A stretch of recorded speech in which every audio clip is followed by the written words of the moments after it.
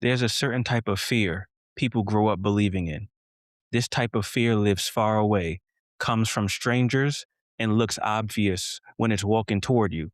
That's the fear most of us are taught to watch for. However, there's another kind of danger, and it doesn't knock. It already knows your name, has stood in your living room, shaken your hand, laughed with you, prayed next to you, and left without ever raising suspicion. It doesn't look like an enemy because it's familiar. Tonight, we're going to walk through a story that begins with every parent's worst nightmare. A child who didn't come back, and a family trying to make sense of something that made no sense at all. So here's the question I want you to think about. How close can your enemy be before you ever realize they're your enemy at all? This is the story of Chad Choice and Pat Horn. Rise. We are now on a Black Docket.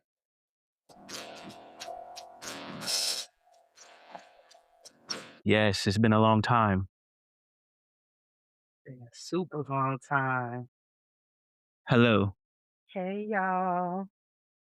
Now, look, I don't want to cop no please, Kendall. I don't want to cop no please, but I think we got to tell the people. We got to get the people something. Give them what? So let me tell y'all what happened. As far as why we haven't? Correct. Well, I would figure we was going to do that for unprecedented times. Let's give them the case, because this is a good case. Let's give them the case, and then that's what I figured. But I'm also just featured here. What you want to do? I mean, we usually have a little part at the front, but if you miss the people and you want to get to the case, No. Tell them a little then. Tell them a little. Go ahead. Tell them a little. I just want y'all to know we did not say, fuck y'all, we not recording nothing. As y'all know, we had to move across the country. Mm-hmm. Then we get here, right? Mm-hmm. My mama was sick. We was at her house. I had no clue of that. Nobody had no clue she was sick. She gets better. Kendall gets sick. 3 days later. I don't know if y'all heard my boy on the Tasmia episode. All he was able to give y'all was I could barely talk. He heals up. I get sick. And then we had to move it to our place, y'all. So it really was just a series of... Then I went on a fast. And he went on a water fast at that. A 5-day water fast. And then my tonsils started acting crazy. So I couldn't really talk for my whole situation was about 14 days. About 14 to 21 days. I'm just getting to about 100. Friday is when I got to 100. Yeah, that's true. That's when I finally got to 100%. That's true. So we did not abandon ship. We did not say, you know what I'm saying, we back on the east side. Y'all, we didn't say that, y'all. Life been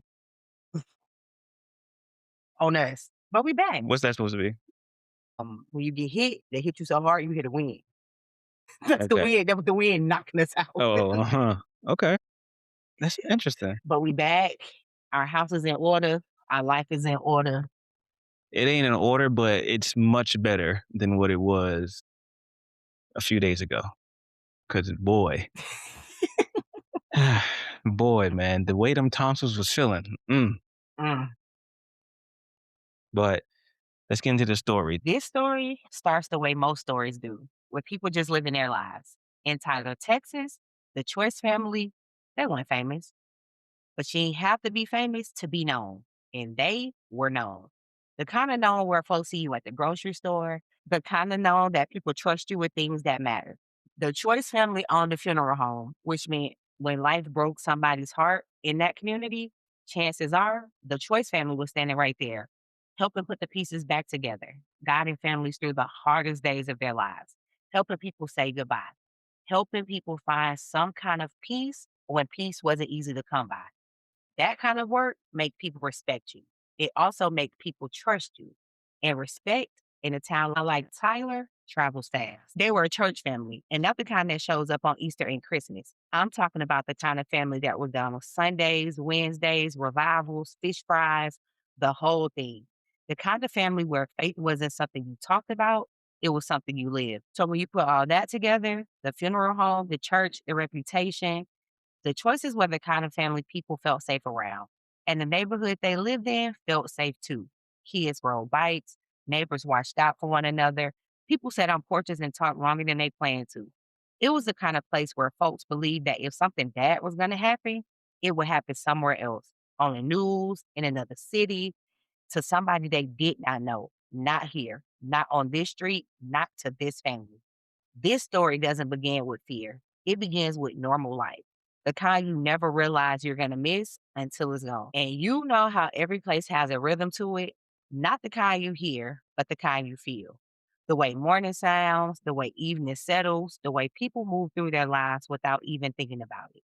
Tyler, Texas had that type of rhythm in the early 90s. It wasn't a city where everything felt rushed. People still sat at the kitchen table in the mornings to enjoy a cup of coffee. Kids rode bikes until the street lights came on, only going back inside to use the bathroom because window running in and out, air conditioning the whole neighborhood.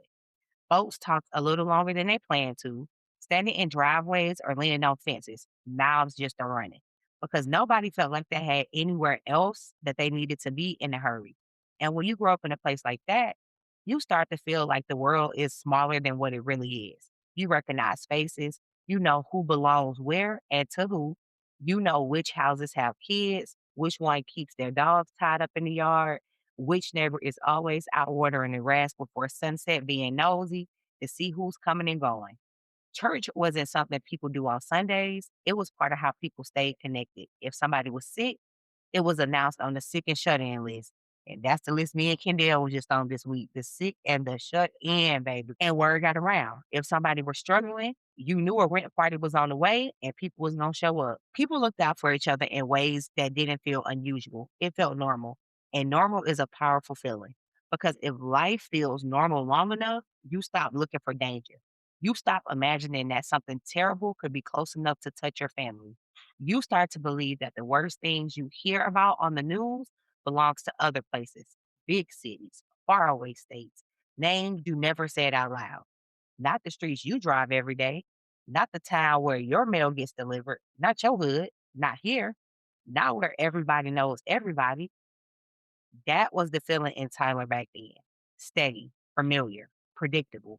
The kind of place where one day slipped quietly into the next. And when life moves like that, nobody is expecting the moment when the rhythm breaks. And in the middle of that quiet routine, there was a little boy named Chad. He was 8 years old. And eight is an age where the world feels big in the best way.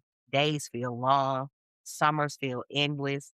The biggest the biggest concerns in life are what are you going to do after school and whether somebody will let you stay out a little longer before you have to come in. Chad was growing up in a house full. His parents, Karen and John, and they were raising four children. And like a lot of homes with kids close in age, there was always something going on. Somebody always talking, somebody always laughing, somebody always moving from one room to the next. The kind of house where quiet didn't last long and nobody really expected it to. Chad was the kind of child who didn't like being by himself for long. He liked being around people. He liked being where the noise was, where conversations was, where something was happening. If cousins were around, that's where he wanted to be. If family was gathering, that's where you'll find him. He was the kind that didn't just live in the house, he filled it. Chad went to Griffin Elementary School, moving through the same routines as every other kid in Tyler, walking into classrooms that smelled like pencil shavings and chalk dust, waiting for recess because that's the best part of the day. Sitting in desks that felt a little too small, but somehow offered the best sleep of your young life, and sneaking in a quick conversation with your friends when the teachers wasn't looking. And when school was over, he was like a lot of boys his age. He wanted to be outside, riding bikes until his legs was tired, climbing trees just to see how far he could get, riding hard enough that you forgot about everything except the feeling of moving. That was Chad's life, ordinary in all the best ways, full of tomorrows that were supposed to look a lot like today's.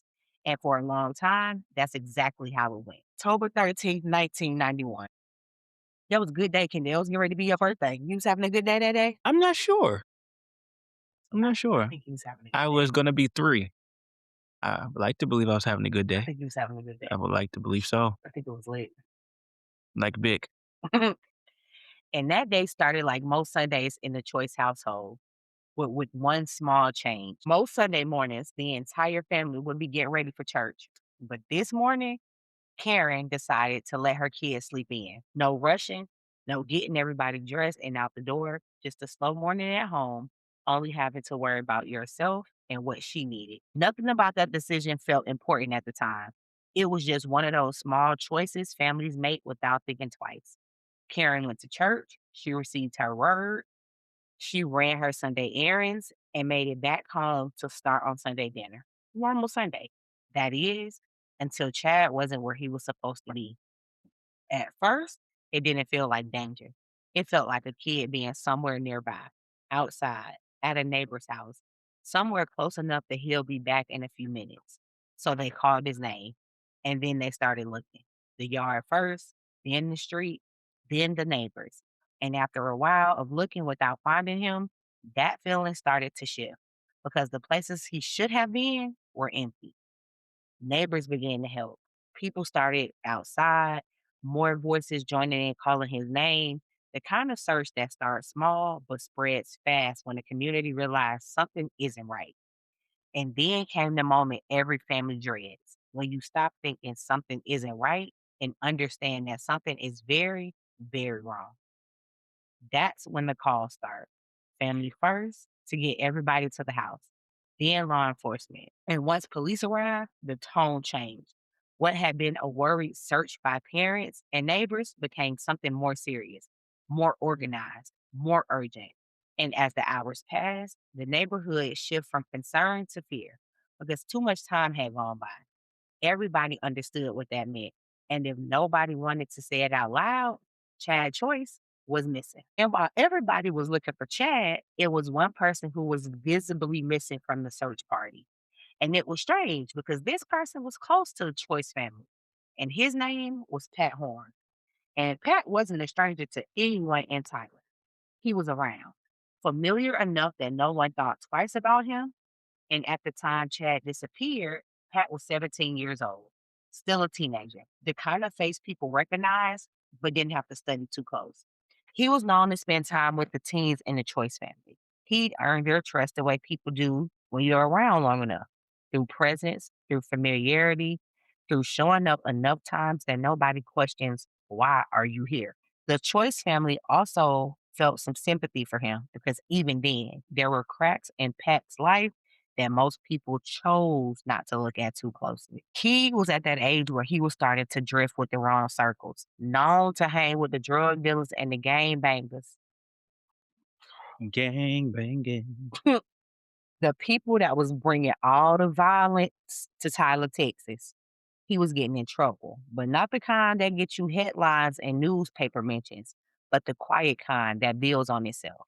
He was testing limits, seeing how far he could take it and what he could get away with.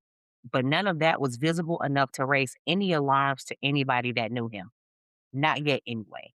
At this point, he was just Pat, the young man from around the way, the face that fit into the background of a community and trusted that people knew it. And that trust, that invisible everyday trust, is what made Chad vulnerable and Pat unrecognizable. Mm. 2 days. So he went missing on Sunday. We at Tuesday. So 2 days after Chad went missing, something arrived that changed the direction of the case completely. A letter. But this letter was not sent to Chad's parents. It was delivered to his uncle, Greg Sterling. And Greg was the patriarch who ran the family funeral home. And that immediately got the attention of the investigators because it meant that this wasn't random. This just wasn't a random Joe Schmo that was rolling through Tyler, Texas and said, let me get this little boy. This was somebody that knew he related to them choices. They got that funeral home down there on the corner. And if I snatch him, his mom and dad ain't got no money. Uncle Greg got the money. Because the first thing that comes to my mind is, why would you send a letter to the uncle, Huh? not the parents? You usually would send it to the parents. Aaron and John ain't got no money. Greg is on money Broke spread. ass niggas. Money spread. You know what I'm saying? This wasn't random. Whoever wrote this letter knew the family structure. They knew where the money reside, And they knew it was with Greg. They knew how to reach him and they knew what name to use. So this wasn't a stranger. This was somebody who had paid attention. Inside the letter was a ransom demand. 10,000 American dollars Mm, in cash in 1991. Boy, that's like asking for $1 million right now. mm. Give me $1 million. Well, with World War III going on, you're right. That does feel like $1 million. Man, what? The money was to be placed in a plain brown briefcase and brought to the Greyhound bus station. Well, Lil Wayne, the writer warned them not to contact the police, not to tell anyone, and to wait for instructions on the timing of the drop. In that moment, as horrible as the letter was, a small, desperate spark of hope lit up. Because if someone was demanding a ransom, it meant Chad had to be alive. And $10,000 is nothing if there's a chance that you can bring this child back home. Uncle Greg was just gonna have to, you know what I'm saying, take that congregation money and go and put it in the Mm. bag. The family, working with investigators, prepared to follow the instructions. Police were already at the Greyhound station before anyone else arrived. Officers positioned themselves outside, inside, across the street from the Greyhound station so they could watch every door, every platform, and so they could see every person that walked through there. The ransom money was placed and then they waited. Minutes passed. Buses arrived and buses departed. Passengers moved through like it was any other day, but no one came for the money. An hour passed after the scheduled time, and then another, and then another. Still nothing. No signal, no message. No one stepped forward to collect what had been demanded. And that hit like a gut punch from Mike Tyson. You definitely gonna hear that wind Mm. with Mike Tyson punching at you. You might not. You may just see him and then darkness. You'd Ah, be blessed if you're here. and that nobody coming for that money caused more hurt and pain than that letter had because now there was a new question hanging in the air. If this was really about the ransom, why didn't nobody show up? What was the point if y'all was just gonna have us get the money, sit there, and you don't need it? Just playing. Just playing. When no one came for the money, something shifted in the investigation. The ransom letter had pointed detectives in one direction, a kidnapping for money. But a ransom only works if somebody shows up to collect it, and nobody had. That forced investigators to start asking a different kind of question. Not just who would take a child, but who would take a child, send a letter, set up a drop, and vanish without following through. A diabolical man. I'm thinking through it, like just off top from what we know, do we think they even had any intentions of going to get the money, or they were just causing chaos and confusion? So in my mind, right, because I'm not into these things, but I'm thinking if I was the guy, I'm around to see where the cops are at and what's going on. I'm not getting the money though. It's So a you, setup. so you want to cause chaos and confusion? I mean, I would like to have the money. I would like to, but I know this is a setup. I'm not gonna jump out the window for a few dollars. You don't trust that they didn't call the police. You don't trust that the choices is just gonna I take the money. know them niggas called the police. When I was on the phone with them, the police was on the other line. That's how much I don't trust it. The answer, when you think about it, is unsettling. Someone who was never really planning on giving Chad back, someone used the ransom as misdirection, or at least as an act of control over a family already in agony. That's what I think it is. Let me get y'all hopes up real quick to show y'all Mm, this my court. I can make y'all move. You see how all y'all got up and moved? Like, I think it was solely controlled. that's diabolical. I don't think they never wanted the money. It was to see them people hurt and to see that at a drop of a dime, I can make them do what I want them to do. There are people like that in this world. And when investigators start turning in that direction, the focus moved inwards, away from strangers and towards people already inside this circle. For months, detectives chased every lead they could find. They went door to door. They interviewed. They re examined the letter, the timeline, the drop. Each lead ended the same way, absolutely nowhere. And slowly, without announcement, without closure, the case went quiet. And it didn't close. Cases like this don't close, but the momentum slowed and then it stopped. And for the Choice family, and when I say stop. Months went by, years, plural, went by. Nobody knew nothing. In those years, for Chad's parents and his family, that was their own type of punishment because there's a particular cruelty in not knowing. Like, is he alive? Where is he? Could he be?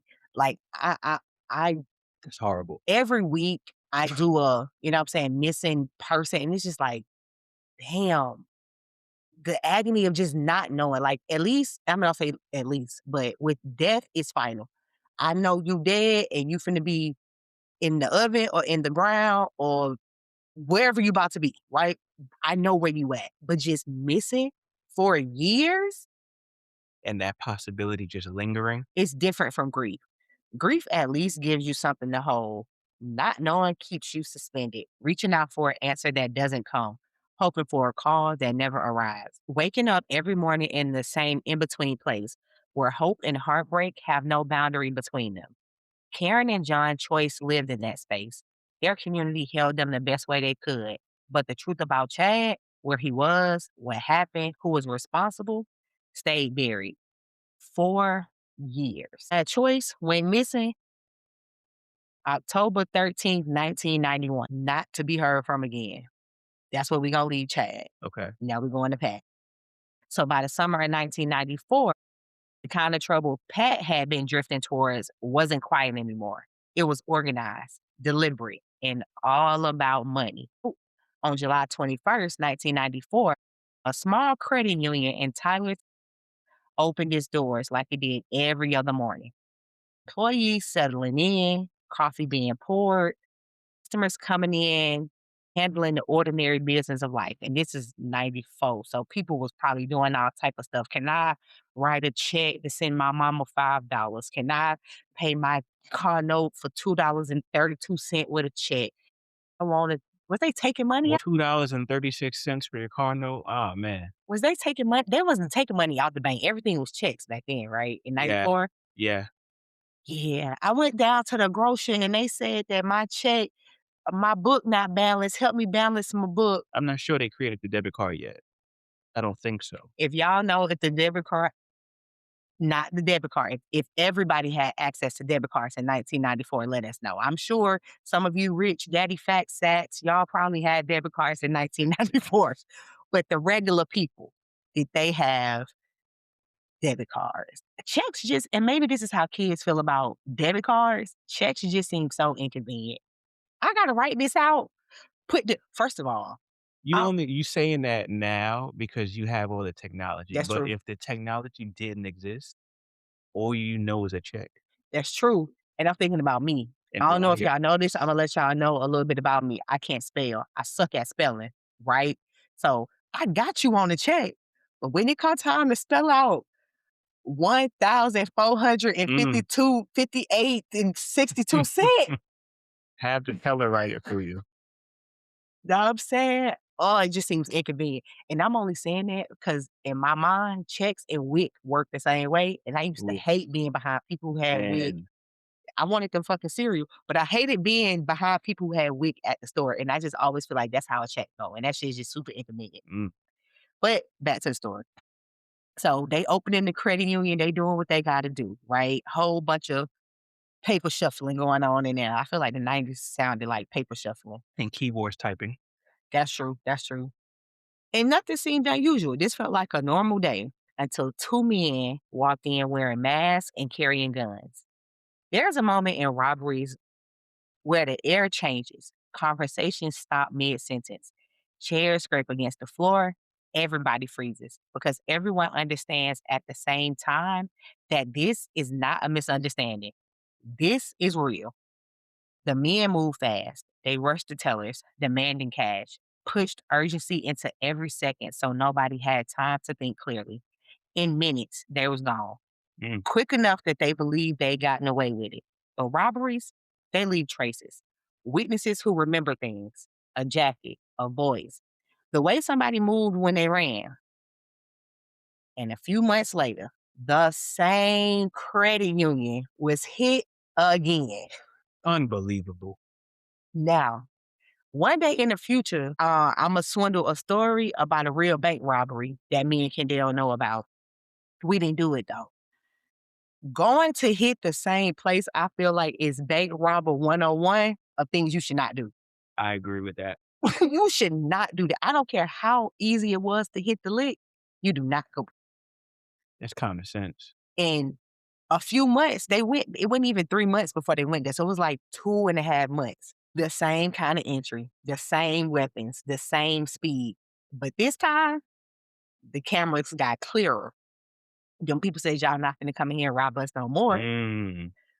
So they now got video of them. And one of the men was wearing a plaid jacket with a gray hood, distinctive enough that people remember. Now, I don't know if that's distinctive even for 1994. Plaid jacket with a gray hood. I feel like everybody had that. In Tyler, Texas? And I super think everybody got the same clothes in Tyler, Texas. There's only 3 places to shop. Come on, man. I'm sorry, but I'm saying the South was small. Because I feel like Atlanta at one point in time was small, and we all was out here looking alike. It was Okay. 6 places to shop. With that theory, then that's fair. That's why I was saying that. Okay. I wasn't thinking that way. Yeah. The surveillance footage. So this time, the people said, y'all not going to keep hitting us. They put that shit on the news.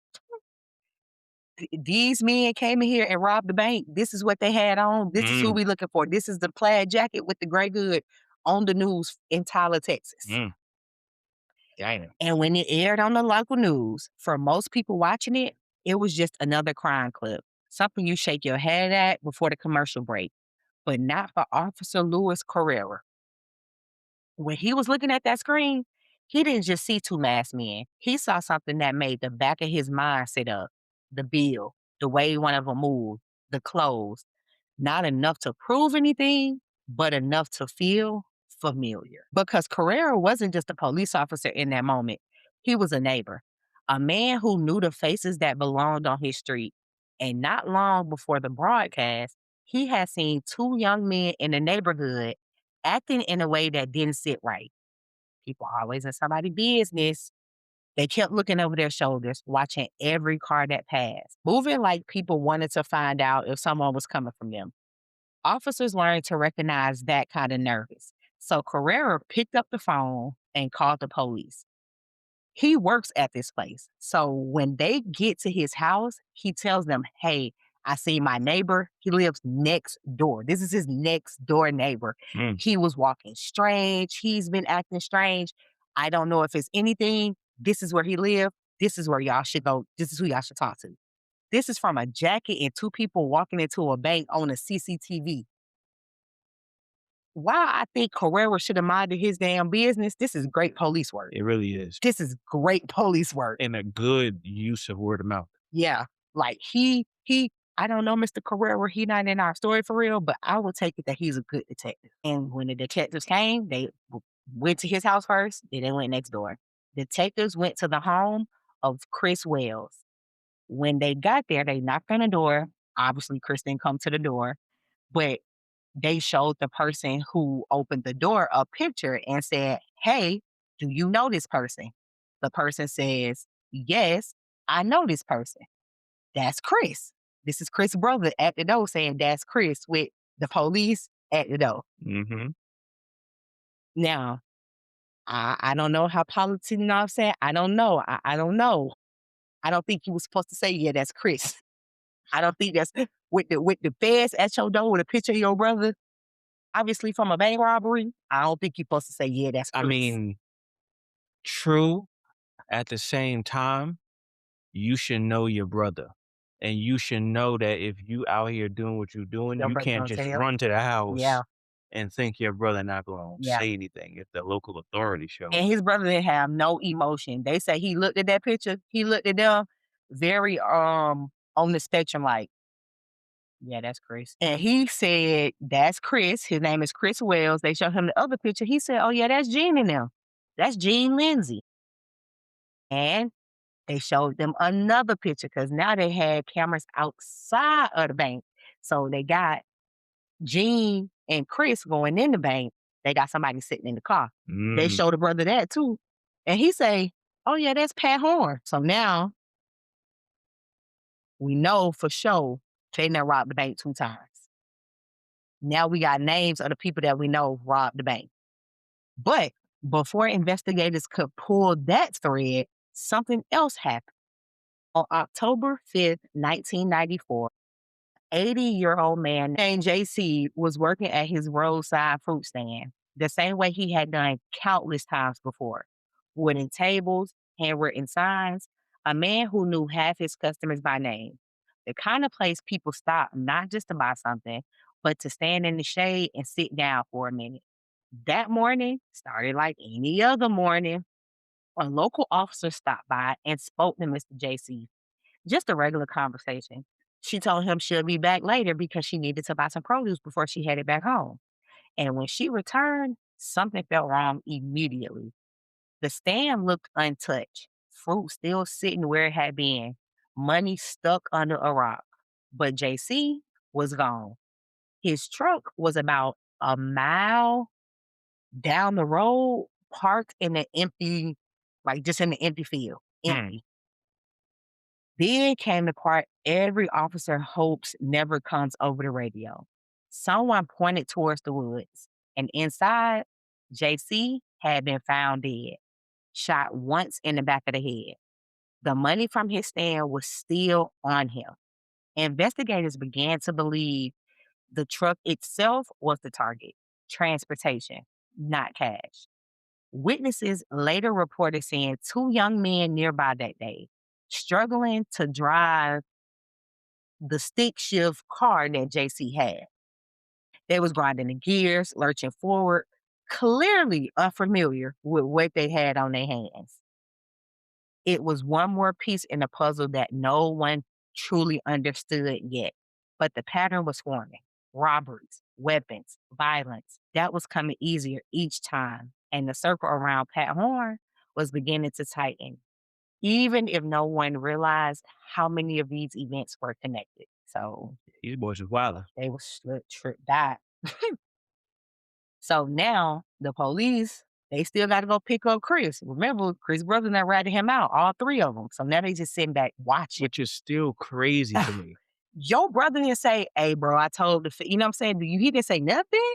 You're supposed to be like, I don't know. I don't know. Man. He looked familiar, but I don't really know who that is. So they finally go pick up Chris, and they were working a robbery case. That's all it was, at least on paper. 2 robberies, surveillance footage, a neighbor's tip. That's it. Mm-hmm. So when Chris was sitting in the interviewer's room, he didn't hold anything for long. They didn't even have to give him no potato chips and Coca-Cola first 48 style. They set his ass in that chair and said, "Hey, Chris, yeah, so let me tell you what we did. It was me, Gene, and them. Pat, we went to the motherfucking I'm talking about he gave it Anita up Baker. easy, easy." He admitted to being involved in the robberies. He told them, "Yeah, I robbed the banks. This is what I did. This is the part I played." They showed him the tape. He said, "Yeah, that's me right there with the motherfucking plaid hoodie and the gray hood. Yeah, that's me right there." He gave it up. And when detectives pressed who else was there, who planned it, who drove, other names started coming out. That's when he told them about Gene, and that's when he told them about Pat. Damn. So now they know everything he done did. They finna go throw his ass in jail. But now we got to go find everybody else. So now they gonna go find Gene in them. So they found Gene, and when he was brought in, detectives started hearing the same events described from a different mouth. I'm talking about word for word. Gene and Chris told the exact same story. Mm. Gene also got in there. They had to get him, you know what I'm saying, whop him before he started talking, but he did talk. Same story, same planning. Listen from the story, do your dirt by yourself. Listen, they was giving up same days, same location, same people. And that's when the robbery stopped looking like 2 isolated crimes and started to look like a pattern. But the robberies weren't the only thing investigators was asking about. They was also working the murder of JC. And Gene began talking about that too. So nobody even knew that they had did this to JC until Gene was in there running his mouth about the bank robberies and what else they did. Now, it's Tyler, Texas. There's not many police departments. Y'all doing all this shit close to where y'all live. Mm-hmm. So these detectives is probably stressed out like, fuck, we got this bank robbery on the board. We got this murder on the board. We still got the kidnapping on the board. And Gene and them just running his mouth. But Gene is also solving 90% of those Hello? cases. Give Gene the top officer of the award because he is solving the cases, taking them off the board. He's getting the work. So he starts talking about how they approached JC, how the truck was the focus. They knew he had money. They wouldn't dare to take his money. They needed the truck. That was the plan. And then he told them about how it escalated and that they couldn't take it back. So what he said was, it was still all three of them. They walked up to Gene. They said, give us the keys. So Gene was like, nah, I ain't giving y'all nothing. I'll take y'all where y'all got to go, but I ain't giving y'all nothing. They say one of them come from behind JC, bop him in the head with a rock. So now he knocked out. Dragged this man to the woods where they found his body, popped him, took the keys. The rock that the money was under was the rock they hit him with because the money was on top and they bopped him, dropped the rock. Now the money is under the rock. Took him out there, shot him in the head, got the keys. They still didn't take no money. Get in the truck. Nobody knows how to drive a stick.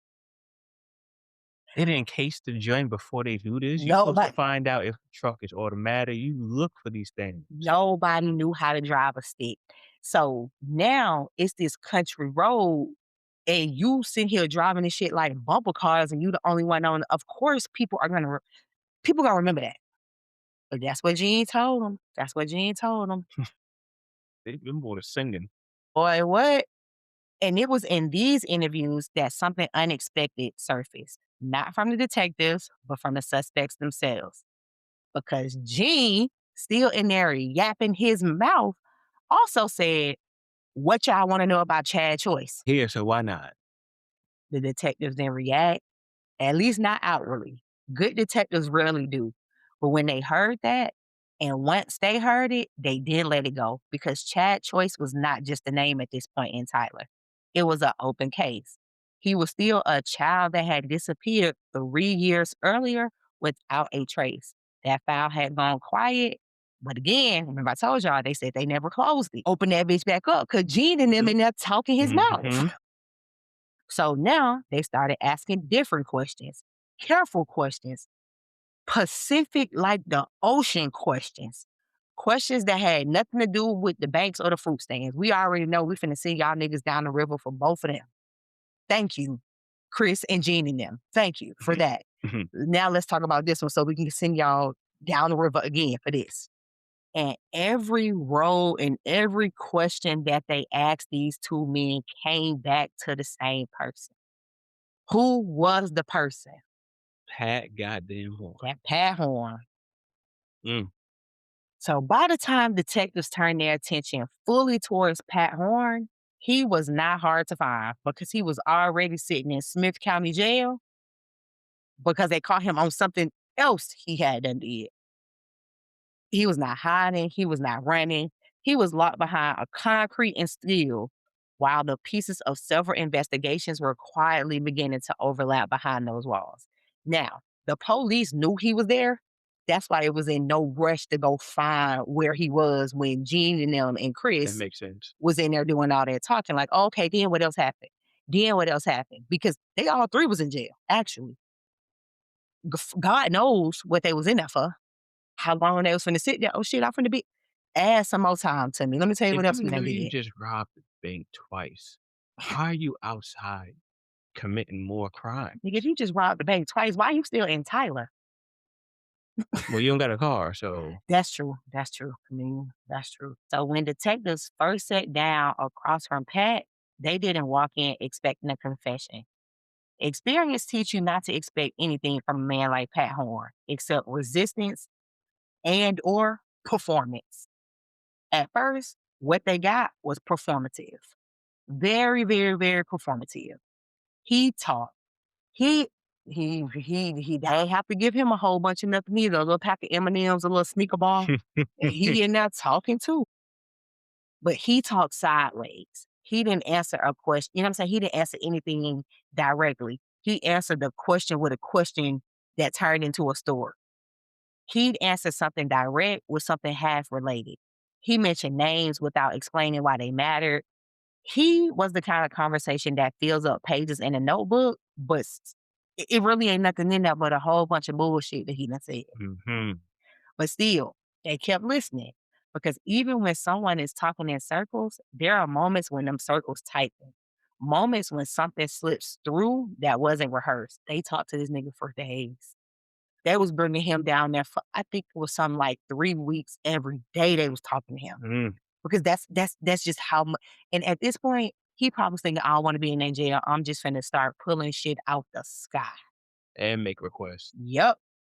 So one afternoon, sitting in a small interview room that smelled faintly of disinfectant and old paper, Pat started talking about people in Tyler. Just talking. Names, places, small details about who used to be where and who used to know who. And then folded into the middle of a sentence like it was their other name, he said it. Chad Choice.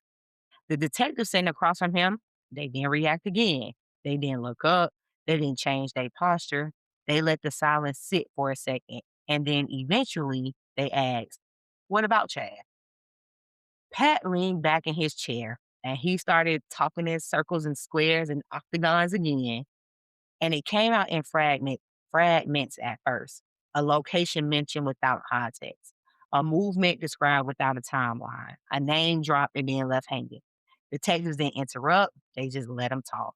Because sometimes if you give a person enough space, they will connect them dots and hang themselves. Just Mm-hmm. like you talking.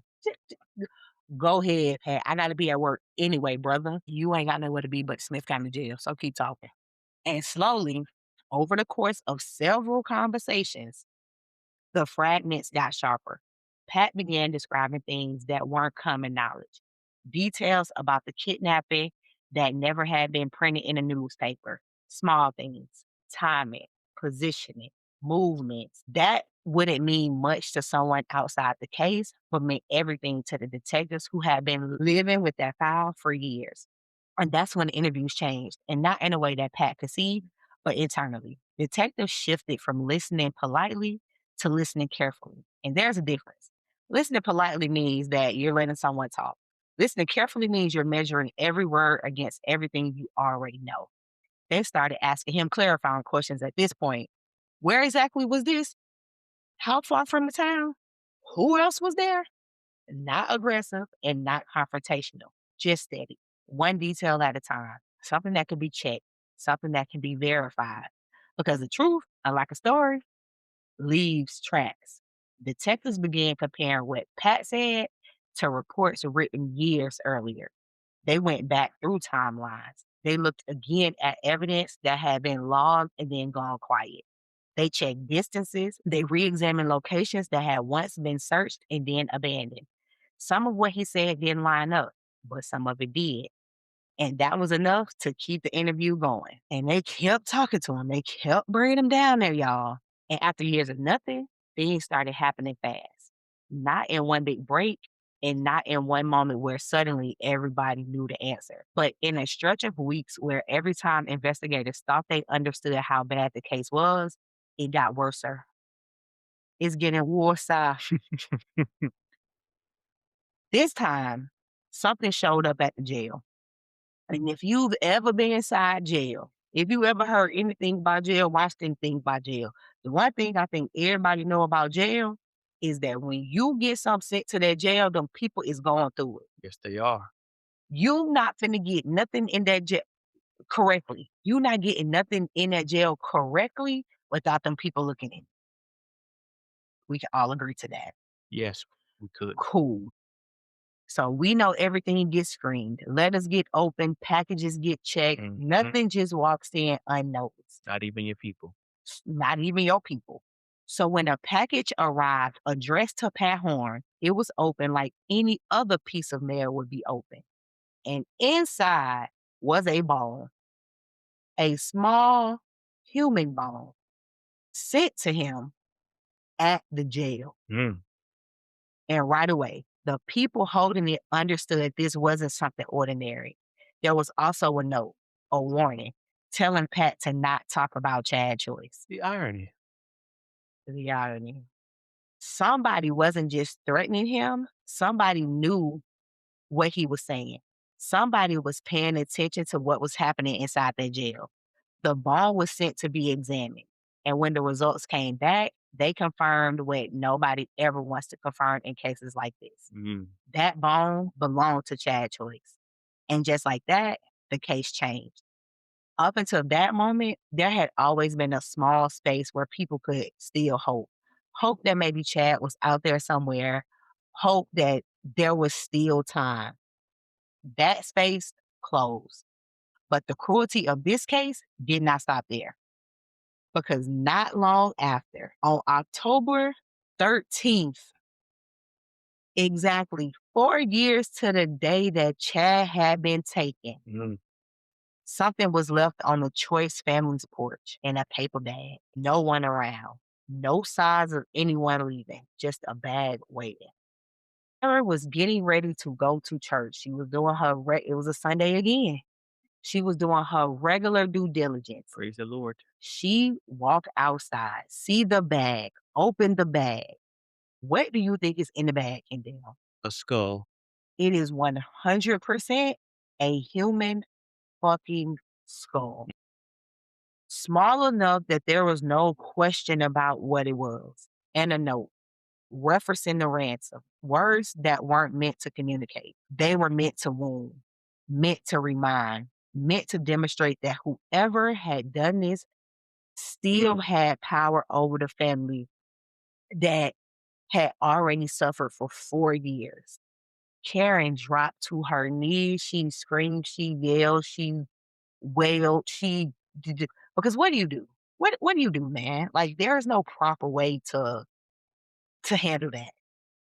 So the police was called, the remains were taken, and when the confirmation came back, it was indeed Chad's skull. Damn, kid. For the Choice family, that moment contained every kind of grief all at once. The grief of knowing, the grief of 4 years of not knowing, the grief of a child who should have been turning 12 years old in October, who should have been riding bikes and complaining about homework and filling up the house with noise. And for investigators, it wasn't just confirmation, it was evidence because whoever had sent that bone, whoever had left that bag on that porch, they had access to Chad's remains, which meant they knew where Chad had been buried this whole time. And that meant the investigators were about to turn to a very specific place. Once the bone arrived at the jail, detectives knew they were no longer dealing with theories. This case had crossed into something physical, something that couldn't be talked away. And when that line gets crossed in the investigation, the work changes. They will still bring it Pat down there, let him just do that talking, let him do that talking, let him do that talking. But this time, he was still giving pieces of the story, still trying to shape how he was seen in all of it. And at first, he positioned himself as someone who had only helped bury Chad. Like once the bone came to the jail, it's a, hey man, stop fucking around. We already know what's going on. So now he got to change the story. Yeah, I was there, but it wasn't me. Yeah. So he tried to say he only helped bury Chad. Of course. I didn't hurt him. It wasn't me. I just helped bury him. He said Paco and Carlos is who killed Chad. He said they was the ones responsible. Said he was just someone who knew something, not someone who had done something. Nobody was buying it, but they let him talk. And then they went and checked every piece of it. They tracked down Paco and Carlos. They checked the timeline, checked their alibis, and that story started to fall apart because the facts didn't back it up. Now, the fucked up part about him saying Paco and Carlos, they was the motherfucking Pablo Escobar and Griselda of Tyler, Texas. Damn, he really dropped down. So when the police roll up on them, they think it did some drug shit. Like, what, bro? What? They get them downtown. They talking about, did you kill this little boy? Fuck is you talking about, detective? That's not even my type of crime. No, I didn't do that. No, that wasn't me. Mm. Thus, they had to let Paco and Carlos go to continue to slang they dope through Tyler, Texas. But through all of that, one detail stayed with detectives. Pat knew where Chad Choice had been buried, not where he might be, not the general area, specifically where. And that detail led investigators to a place no one ever, ever, ever, ever thought to search. Where do you think they searched? I have no clue. Pat's backyard. That's crazy. When law enforcement began digging, they didn't have to go far. They hit a plastic bag and then clothing, then bones, the remains of a young boy, and with them, shell cases. Evidence that told the rest of the story in a way no interview ever could. Chad had been buried in Pat's backyard for years, right there, in the same place where Pat had been living, moving around, going about his life, while a child that he killed laid in the ground just steps away. Once the remains were uncovered, detectives understood something else. The bone mailed to the jail hadn't come from nowhere. Someone had gone back to the burial site. Someone had dug into that ground after it had already been covered up. And investigators started asking the obvious next question: who the fuck did that? That is insane. He dug twice. He dug the bone up the first time to send it to the jail. Then he had to go dig that bitch up again to get his skull to take it to the Choice family. That is insane behavior. Remember, Pat's in jail. Mm. Cheese on bread. That's when Pat's brother came into focus. Under questioning, he admitted what happened. He said he had dug up Chad's remains. He had written a note to the Choice family about the ransom and that he had mailed the bone to the jail. And he hadn't done it because someone was threatening his life. He did it because Pat told him to do it.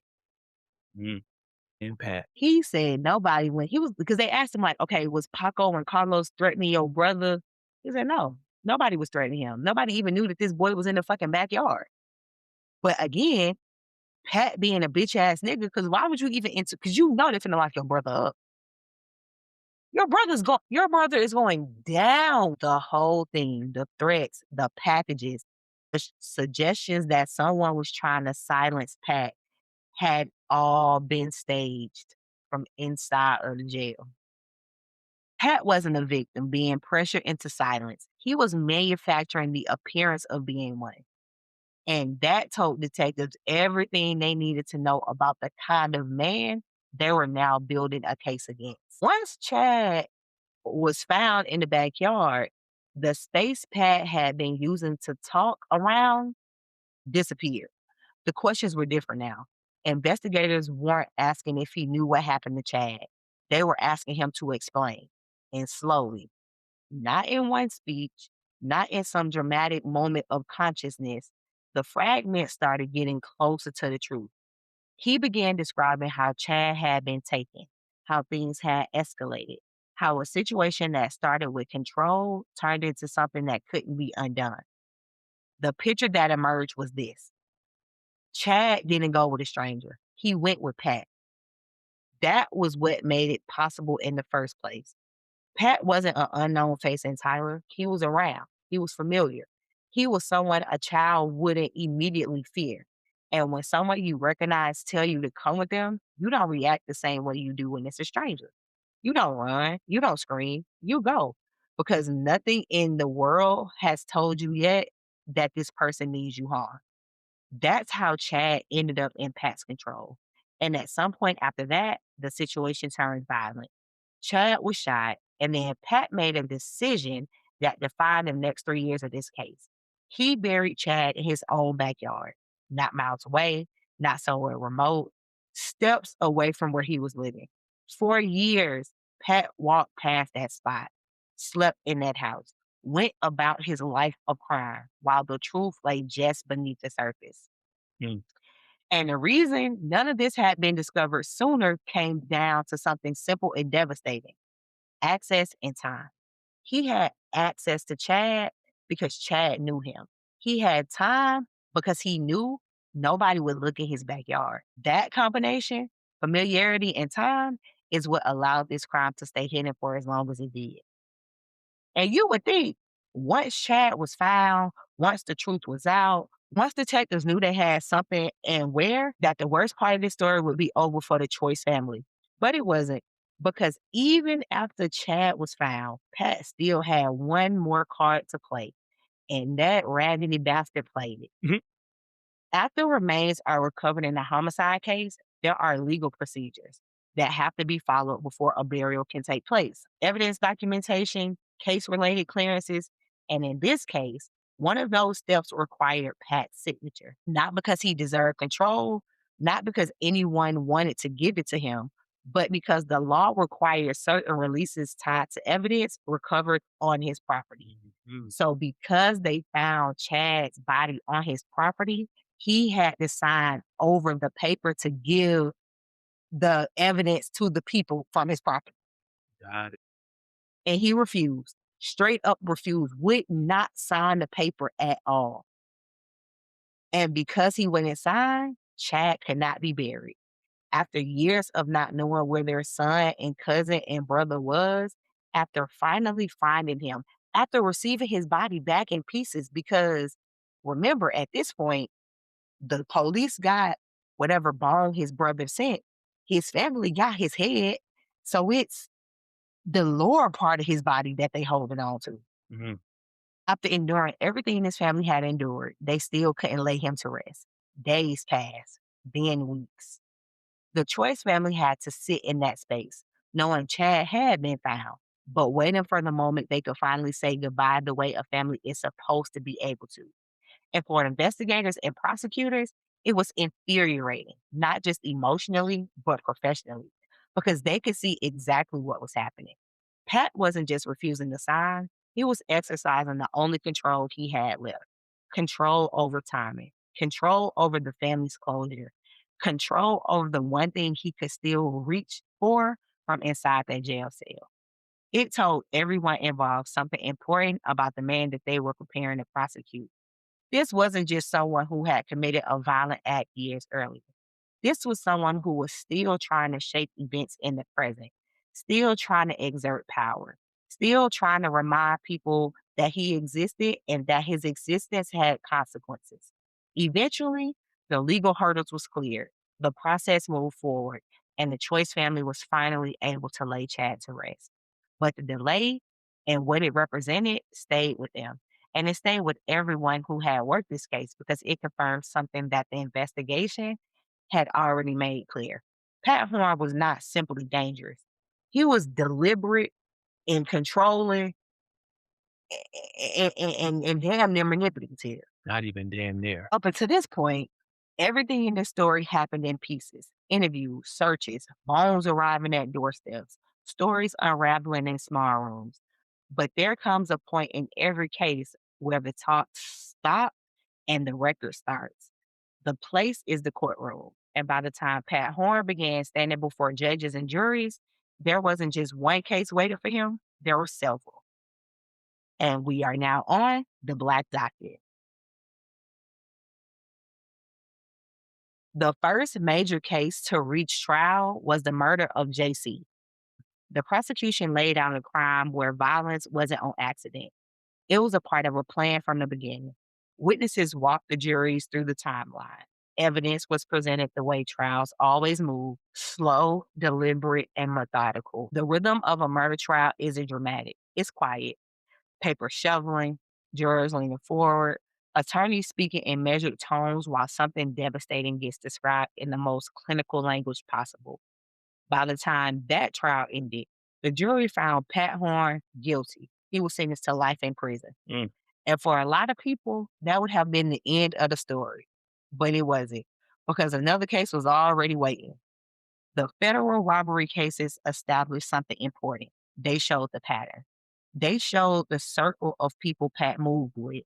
They showed planning, coordination, the escalation over time, and they showed a group willing to use violence to get what they wanted. By the time those cases were resolved, Pat wasn't just a suspect, he was already a convicted violent offender. And that mattered when the most serious case of them all finally reached the courtroom. What they was doing is smart as fuck. We're gonna start with the murder, so we got you for life. So Mhm. then when we try you for the robberies, we can say, yeah, he's already in jail for life for murder. So of course he did these bank robberies. To then say, Your Honor, he is a murdering, bank robbing, car stealing Mm. animal. Of course he killed this little boy. Like, while I think he did it, whoever the prosecution was right here, they did it. Was cooking. That was cooking. When the case of Chad Choice finally went to trial, the atmosphere was different. This wasn't a robbery. This wasn't a dispute between adults. This was the murder of an 8-year-old boy. And everybody in that courtroom understood the weight of that before a single witness ever took the stand. The prosecution laid out the timeline: Chad disappearing, the ransom letter, the silence that follows, the years of not knowing, and then the bones. Investigators testified about the search of the backyard, about what they found in the ground, about the shell casings, about the clothing and the evidence that tied the burial site directly to Pat Horn.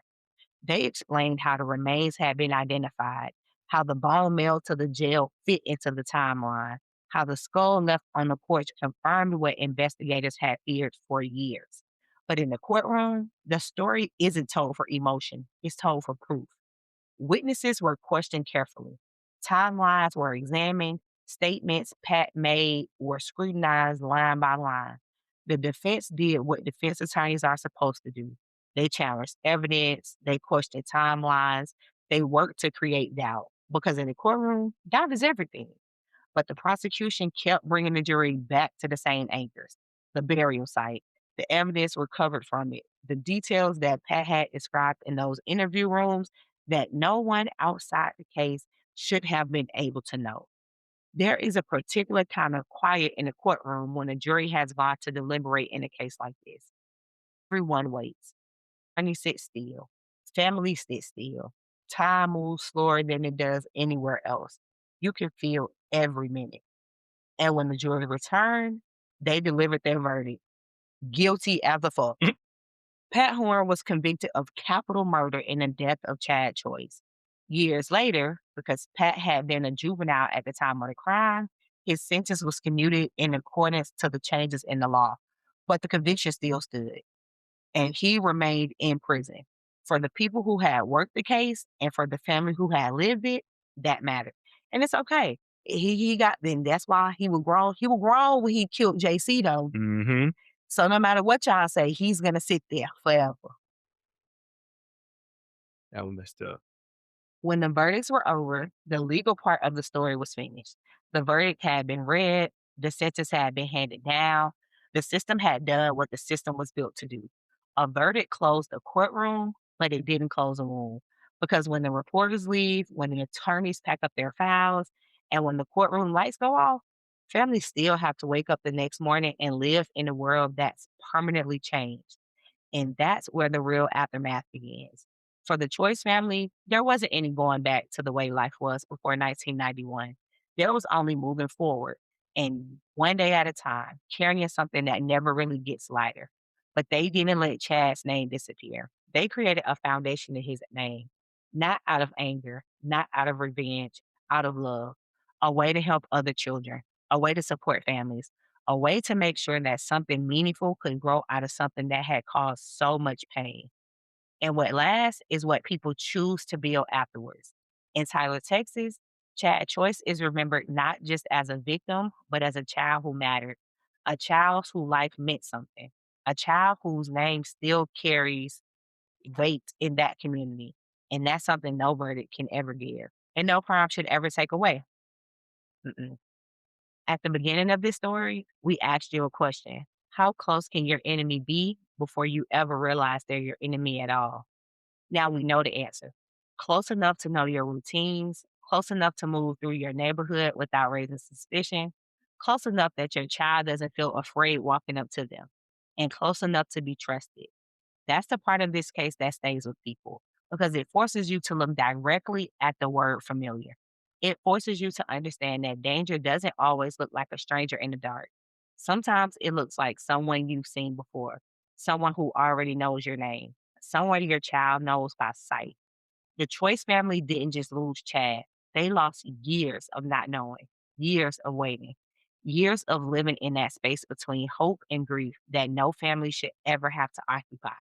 And even after the truth came out, even after the trials, even after the verdicts, the absence was still there. Because justice can't punish the person responsible, but it can give time back. It couldn't give childhood back, and it can't give a family their sons back. What it can do is tell the truth out loud. And sometimes that matters more than people realize.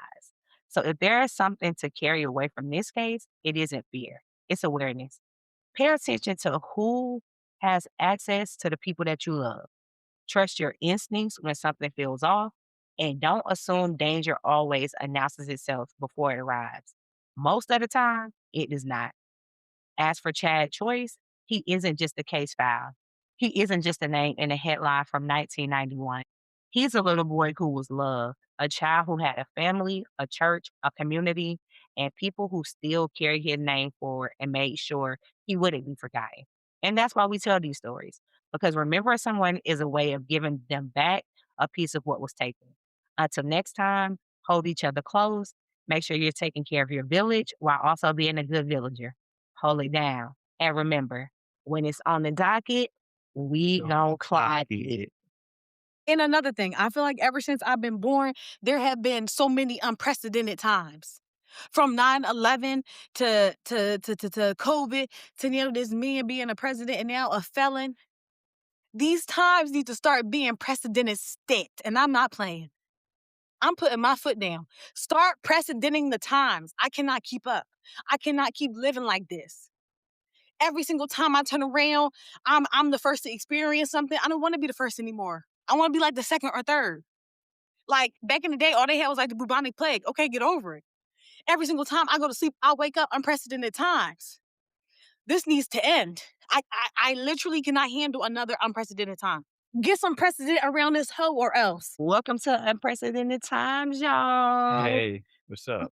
Y'all, we was 2 stories in and it wasn't recorded. So we're gonna take it back from the tin up. I'm gonna try to act surprised and give y'all the same reaction. Scene. Kendall, do you know who Christy Nome is? No, I actually don't. Yes, you do actually. She was the lady that was on the commercials when we was in Arizona saying, and if you do that, we're gonna send you back to your country. Mm-hmm. Okay, that's You Christy remember Nome. her. That's Okay. Christy Nome. So today, as I'm getting set up to record, I'm minding my business.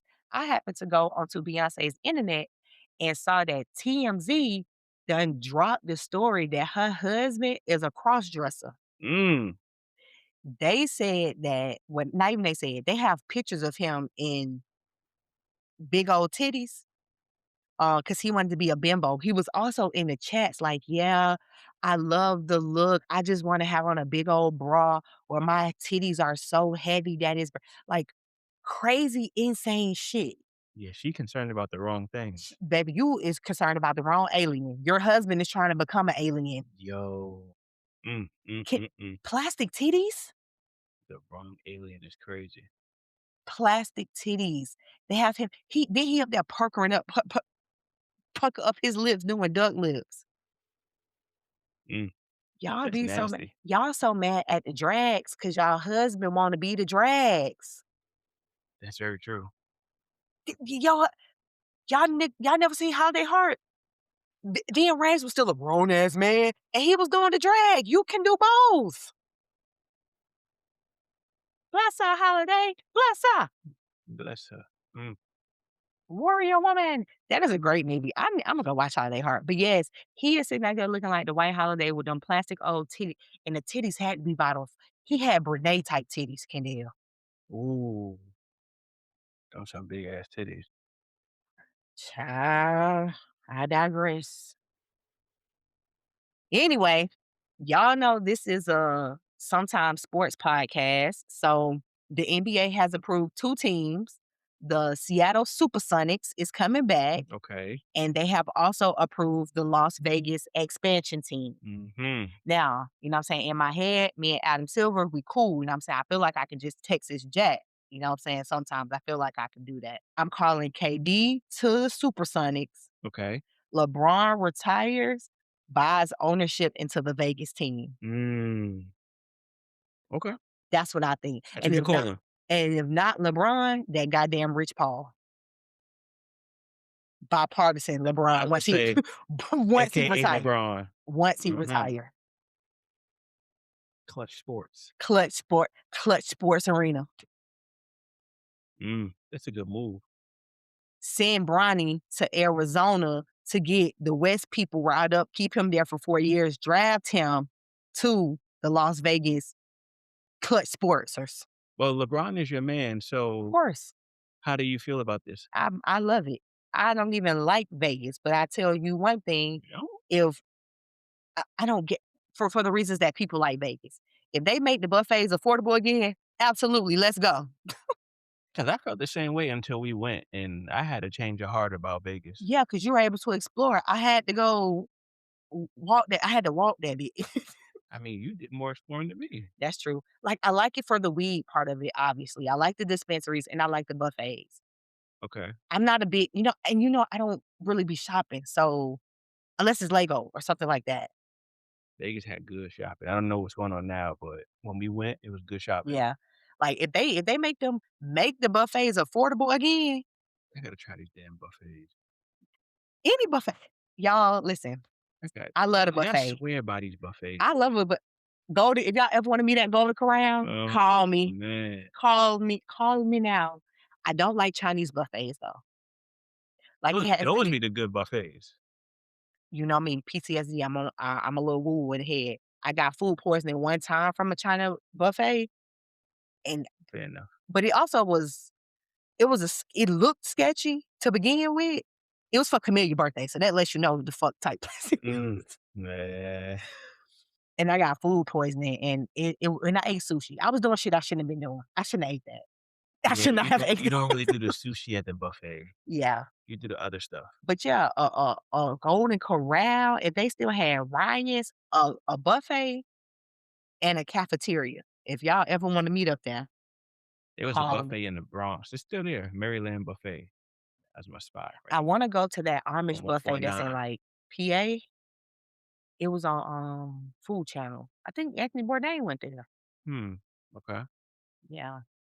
We But gotta yeah. go back to that breakfast spot. Hell yeah. But yeah, if LeBron's team and the Aces, because if y'all didn't know, the Las Vegas Aces is my WNBA team. Oh yeah, I'm there. Okay. This is not one of the stories, but this could also be unprecedented times.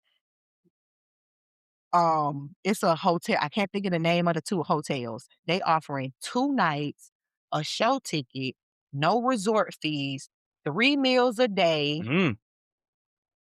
I said free parking? No. Free parking.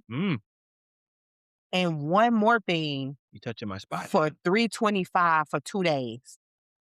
$325? Yeah, for 2 people. So $177 a person. That's not bad. And the room is included in that. What? That's not bad. You know me. I do 2 days, you do 2 days, but boom. And that's taking everything out of it. You ain't got to pay to eat. You got entertainment. You what more you need? If you close, what more you need? That's a little weekend giveaway. $750 for 4 days. That's not bad. In Vegas, that's not bad. When you don't have to pay to eat, you don't have to pay to park. I like how that sounds. Now, I think it's the the people were saying those weren't like the best hotels. Like it's obviously not where we stayed. It's not the Venetian. It's not the MGM. But you still on the strip. Okay. So you know what I'm saying? Let the economy crash a little bit more. If they say the Caesar's Palace a 5-day for $300, oh, we there. Yeah. We there. Most definitely. Black Docket meet up in Vegas if they ever giving it up like that. Okay, so next story. This says the U.S. and Israel voted in opposition to the United Nations officially declaring the transatlantic slave trade the greatest crime against humanity. And it was actually 3 countries. Israel, America, and Venezuela.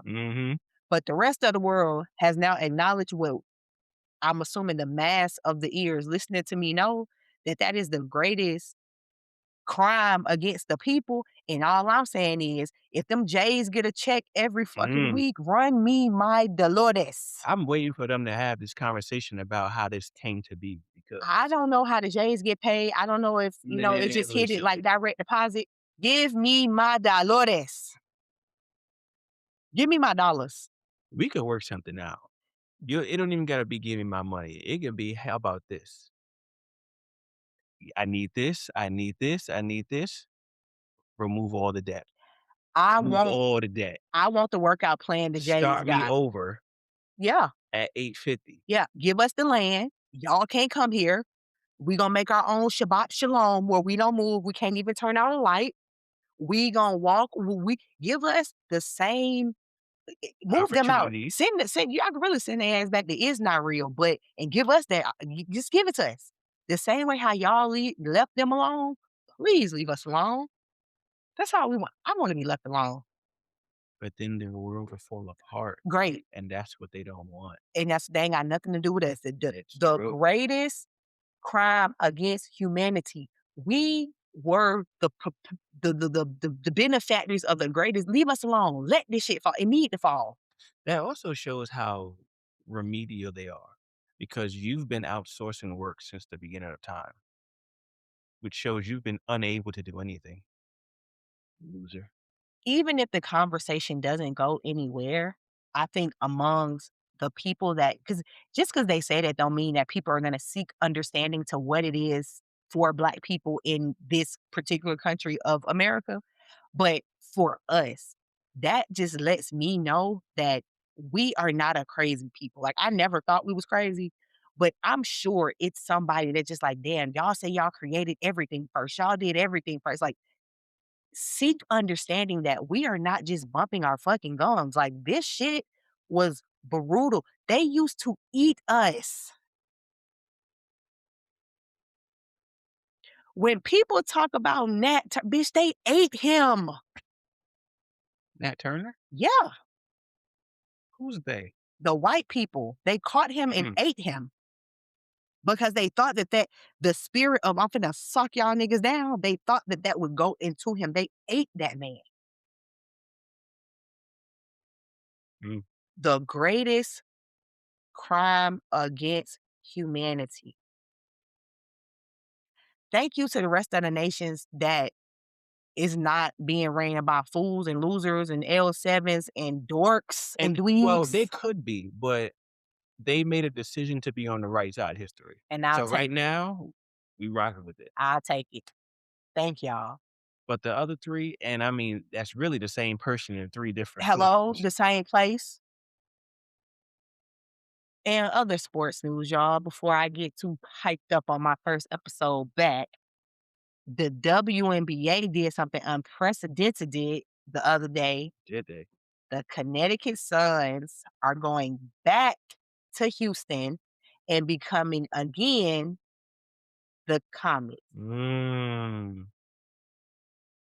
Is that where they originally came from? Yep. Okay. There was the Comets, then it went to be the Suns, and now they're going back to the Comets. Okay. Which I don't know what was happening when they were sending all these franchises to these other places. Maybe it was more money there. When you have a winning franchise, I don't think that they should be allowed to move. Now, maybe the money for WNBA wasn't in Houston. Maybe they was trying to, it was a different world back then. Okay. I don't think they ever should have went to Connecticut. If they was going to go anywhere over there, they should have went Boston or nothing. True. I could see that. They never should have been Connecticut, and no knock to Connecticut. The biggest game of women's sports in Connecticut is going to forever be UConn basketball.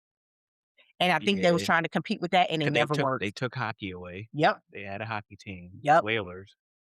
Yeah. So they're going back to Houston. That's good. You know what I'm saying? I don't know nothing about Houston, but I'm loving that we're getting these expansion teams. So you can go to other arenas and people can enjoy the game and see that these women really be balling. If y'all like basketball, Like, if y'all like the game of basketball and y'all not watching women's basketball from college to Unrivaled to the, AU league that happens in Texas to the W, if y'all not watching women's basketball, y'all don't like basketball, dog. March Madness is really good. March Madness is fire, man.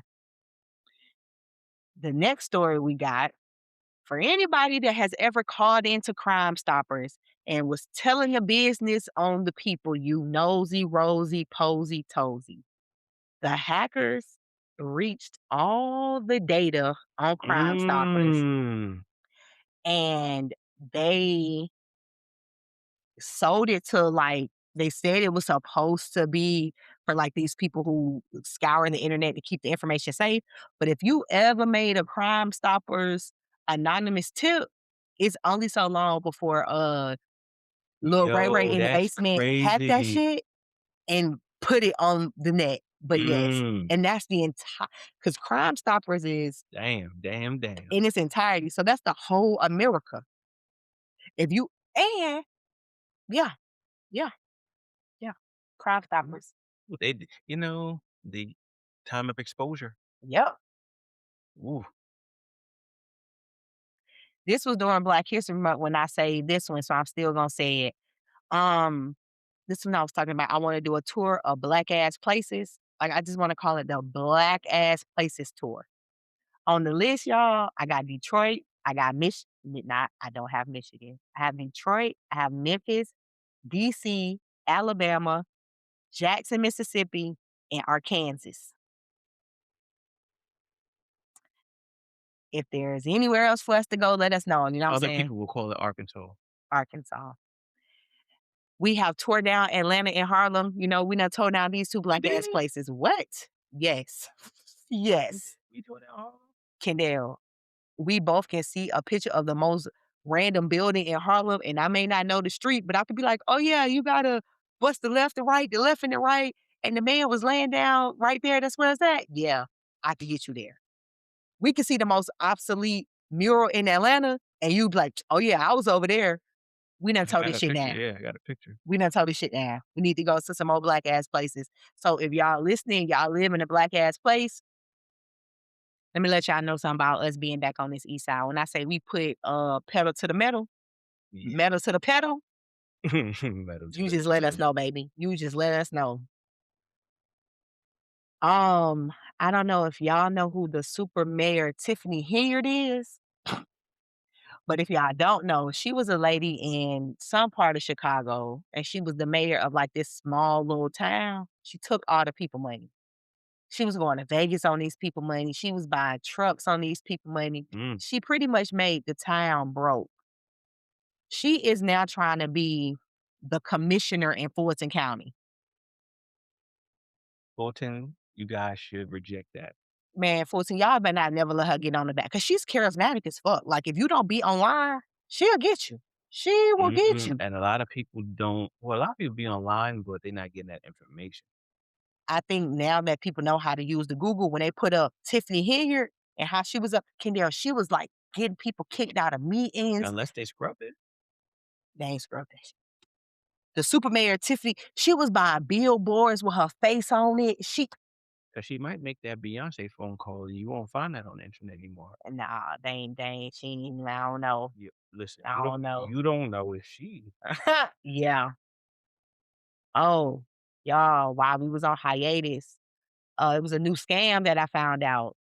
I found that the kids are now busing OnlyFans accounts, how they was busing bank accounts back in our heyday. Oh yeah, you did say that before. Yeah. Tell me that shit. That's the new scam, y'all. They running the money through the OnlyFans, and the girls is cashing the boys out through the OnlyFans. I think that's quite genius, if you I ask me. agree. As a nigga who love a good scam, That's I actually think really that well. shit It's is really good. genius. Mhm. Whoever, and if they running it through your OnlyFans, you don't even have to get on there and do anything. And it's probably super up right now that they CEO done died, or the creator of that shit. Like right now, where ain't nobody really watching OnlyFans. Funnel all y'all illegal money through OnlyFans right now. Mm.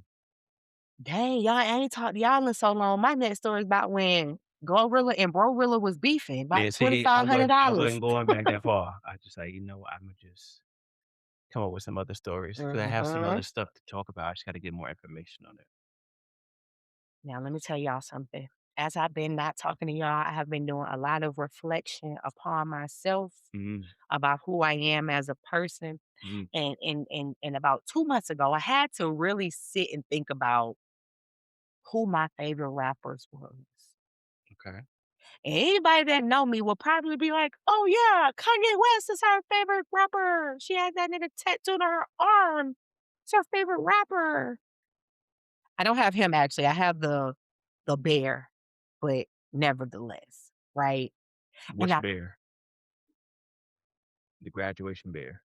the graduation bear in Life of Pablo Guard, Okay. because Life of Pablo is my favorite Kanye album. It got me through a very tough time in my life. We'll talk about it at another date. But yeah, I thought about it and I thought it was Kanye West. And it is not motherfucking Kanye West. It is T.I. number one, Rocco number two, and Jeezy number three. Okay. How did you come to this conclusion?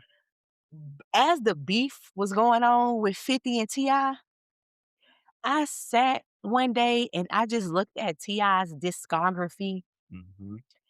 and I just realized, I can't be your man. nah, for real though, shawty, I can't be your man. Um, I, of all of T.I.'s catalog, it's probably a good 10 songs of his I don't know. And that's including the new ones that just came out. Okay. I can see that because when I did play the album, you were singing every song. That's my boy. Like Clifford Harris, that's my I ain't from the West Side. I ain't from the West Side. I am. I When ain't I'm from Atlanta, I'm from Bay Head. So what we talking about? I ain't never claimed no West type I'm shit. from Born Home. But You that hear me? smooth ass, light skinned ass, word talking that the T.I. was just so cool to me, dog. Like this is a cool ass nigga. Mhm. When I think about an Atlanta ass nigga, it's T.I. When I was young, I'm like, damn, who do I want to be? I always wanted to be the girl version of T.I. Okay. Yes. Jeezy, because that TM run, that snowman run, It was an y'all, amazing run.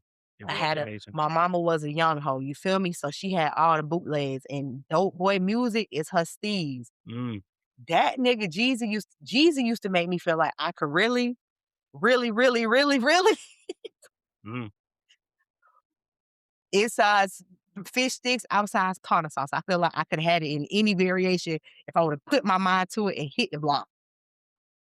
I'm very glad you didn't hit the block. I chose to sell bricks to cell phones instead. I'm glad you did. And then there's Rocco, right? Mhm. Rocco doesn't have a full body of music. You know, everybody don't know Rocco like that. But when we talk about the Don, Rocco the Don, Same way it said, same way it's spelled. you hear me? Keep them squares up out your circle, Rocco. Mm, that was a good one. Now, y'all know I got a story about everybody. I'm gonna tell y'all a story about how I once met Rocco, right? So long time ago, long time ago, it was a place on Camp Creek. This is when Camp Creek was new. It was shiny. It was a new shiny thing. It was a place called Johnny Carino's. It was Italian. It was ran by a racist white lady named Rita. But the thing about Rita, she probably didn't like niggas, but she knew this place is in Camp Creek and niggas is gonna bribe me money. Right, right, Mhm. right. Cool, cool, cool. Smart woman. So nothing but niggas in there. I had a great time working at Carino's. I was young. I was turned. I ain't have no bills. Niggas was making like $300, $400 a shift slanging spaghetti. Absolutely. Sign me up. The first celebrity I met was CeeLo, and that's when I told you he told me the story about how he was almost my daddy. That's the first celebrity I ever had a conversation with, and I had to check it with my mom. Okay. Next, Rocco came in there. Now, Kendall, you don't be watching the reality TV, but at one point in time, Monica had a reality TV show. This was around the time she was with Rocco. And this is around the time they was like breaking up. We don't know what we doing. We getting divorced, whatever. Rocco comes with a whole family and the little kid calling him daddy. That's not none of Monica's children. Mm. Okay. This was my table. I have to keep it P. You know, you know, Atlanta, you know, I'm not finna, hello, how can I help you? What you want to drink? What? I don't know nothing about nothing. Okay. Go to the bathroom. I'm losing my fucking mind. Cause Rocco might have been, and that's when Rocco was hot. That's when he was on everything. That's when Future was pop. That nigga was everywhere. Okay. I'm like, oh my motherfucking God, it's Rocco at the table. It's Rocco at the table. This nigga pulled me to the side. He say, hey, shawty, you ain't seen nothing, you don't know nothing. He gave me $600. You best believe until right now, I ain't never told that story to nobody but the niggas that was around. That's a good little come up. I don't know shit about fuck. What? Rocco where? Kid? Huh? That's a come up right Man, there. what? And that was my last table of the night. I had already worked the double. Mm. Do you remember what you made from the double before the 6? I remember that night perfectly. I made $11.50 that night. It was a Saturday. Absolutely. I know you went crazy the Man, next day. let me tell you something. My mama used to come get me from the train station. That night, I said, you ain't got to worry about it, baby. I'm going to take a taxi from Camp Creek all the way to MLK, baby. I ain't getting on no train. Oh, you was acting up. Okay. The next day, hey, that was a Thursday. You know, it was a Saturday. Sunday, I get up. I call out of work. I ain't coming. I'm tired. Mama. Money made niggas tired. Mama, get dressed. We going out, baby. Amanda, get dressed. We going out, baby. There you go. Hood rich niggas, man. I'm talking about, we might have went to breakfast, lunch, and dinner.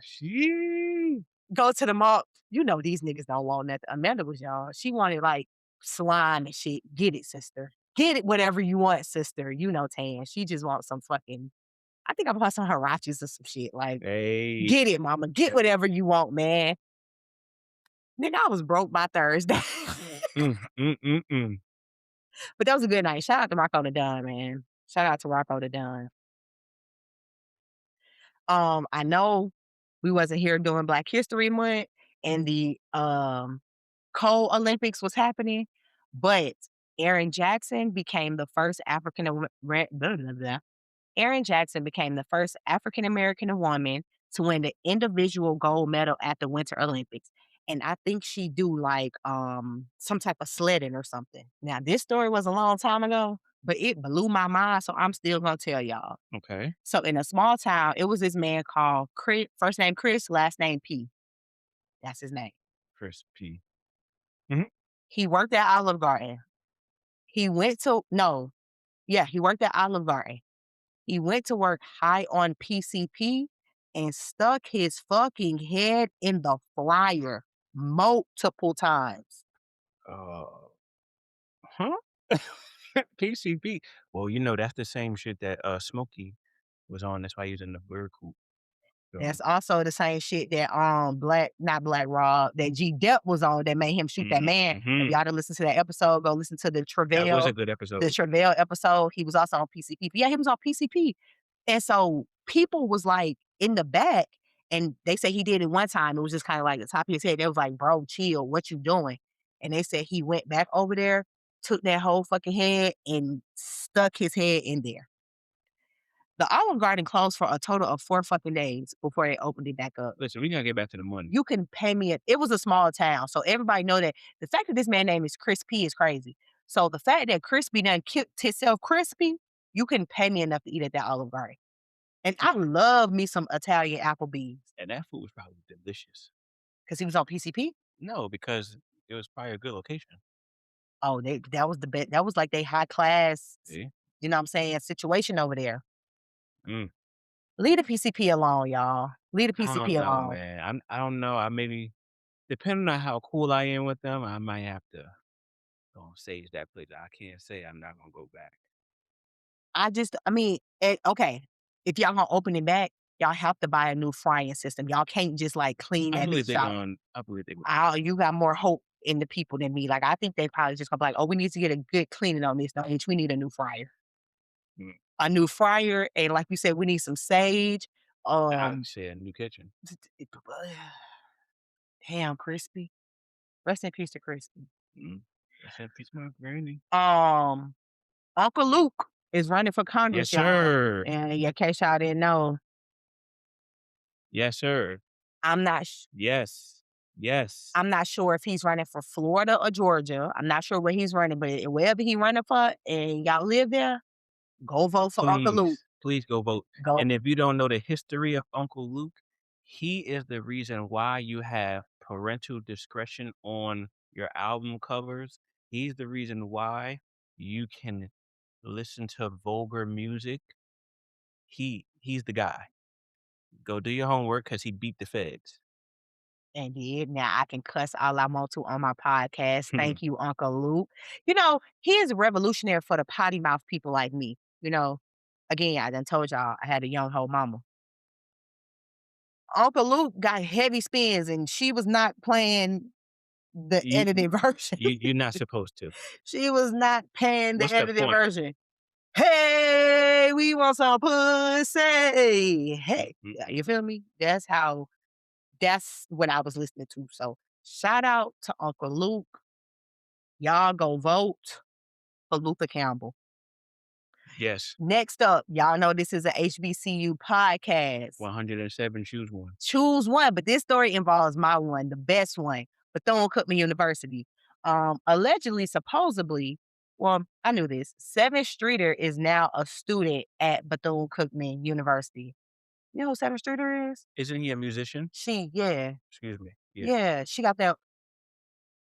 I feel like I have some songs with her featured on it. The song I'm thinking about it, because I'm thinking, and it don't stop. Ooh. Yeah, I don't know if that's her. that joint. I don't know if that's her though. Well, if that is her, that's a fire joint right there. And it don't stop. Ooh.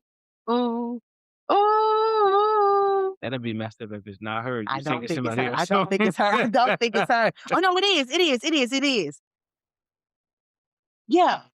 It's a joint. That's a joint. I used to be cruising to that. When every single part of me, I was constantly. Yeah, that's her. Yeah. Okay. She went to the best school with the best band in the land.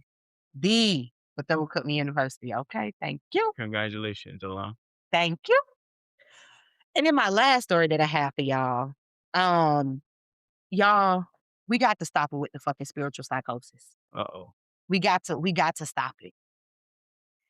Yeah, I told you I ain't talked to y'all in 2 months now. This is about the therapist who denounced her credentials because she said it's demonic and mental illness is demonic and they don't need therapy, they need Christ.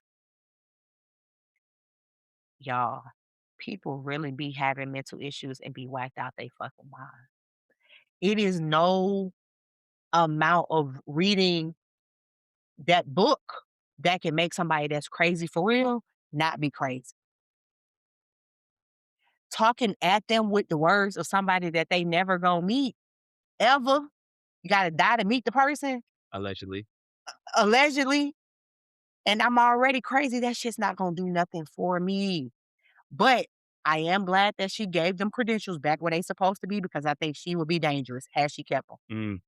She would have been doing more harm than good. So if we got to stop it with the spiritual psychosis. See how that works out? We have to stop it.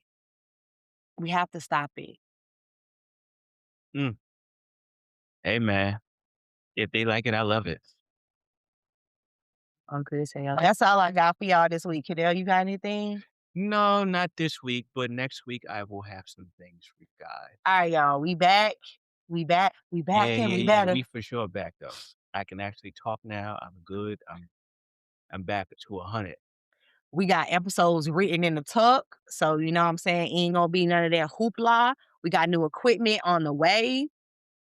It's not merch. We got stickers on the way. So if y'all want a sticker, hit me on the text line. Send me a message. Get them stickers so we can post them wherever we go. Yeah. If y'all want a sticker, it's free. I'll mail it to y'all. Just hit me. Let me know. You got anything, Janelle? Nah. Okay. I ain't got nothing. Bye, y'all. See y'all next week. And before you go, I want to leave you with this. Every case we talk about here, every name we say out loud, every story we carry, it matters. And this show keeps moving because you all keep showing up for it. If anything in this episode hit home, don't just close the app. Send it to somebody who needs to hear it. That's how these stories travel, and that's how we keep this docket growing.